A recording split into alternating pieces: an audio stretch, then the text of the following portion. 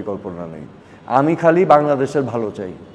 আমি চাই বাংলাদেশ একটি সমৃদ্ধশালী, বৈষম্যহীন, দুর্নীতিমুক্ত, সুন্দর বাংলাদেশ হবে, যেখানে মেধাই হবে সব কিছুর মাপকাঠি, যেখানে একটা মধ্যবিত্ত পরিবারের সন্তান একেবারে প্রধানমন্ত্রী হওয়ার যোগ্যতা থাকলে হতে পারবে, এরকম একটা দেশ আমি চাই।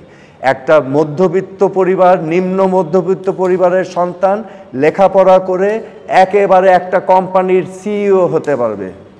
ঠিক আছে? আমি ওই রকম বাংলাদেশ চাই, যেখানে কোনো বাধা আসবে না, রাজনৈতিক বাধা প্রতিকূলতা আসবে না, রাইট? যেখানে কাউকে ঘুষ দিতে হবে না, যেখানে কাউকে খুশি করতে হবে না।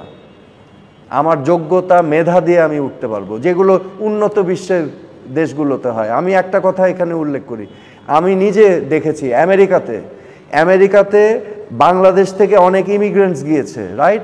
দেখা যাচ্ছে কোনো লেখাপড়া নাই, একদম নিম্ন কাজ করছে, জ্যানিটরের কাজ করছে ম্যাকডোনাল্ডসে।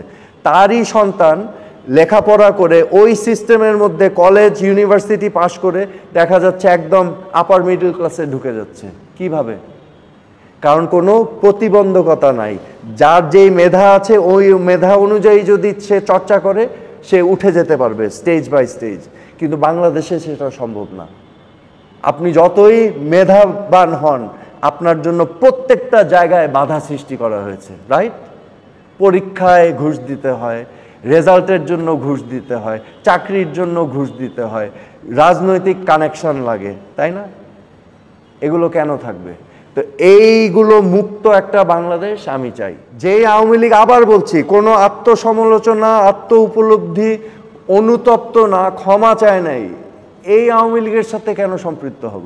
কেন?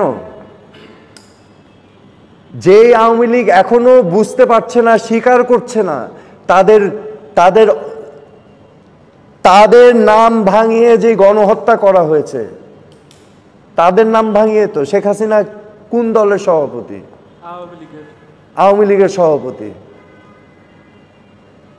এই দলের নাম ভাঙিয়ে করেছে না সবকিছু। ক্ষমতায় আসছে কোন দলের নামে? আওয়ামী লীগের নামে। তাকে সভাপতি করেছে কারা? এই দলই তো করেছে।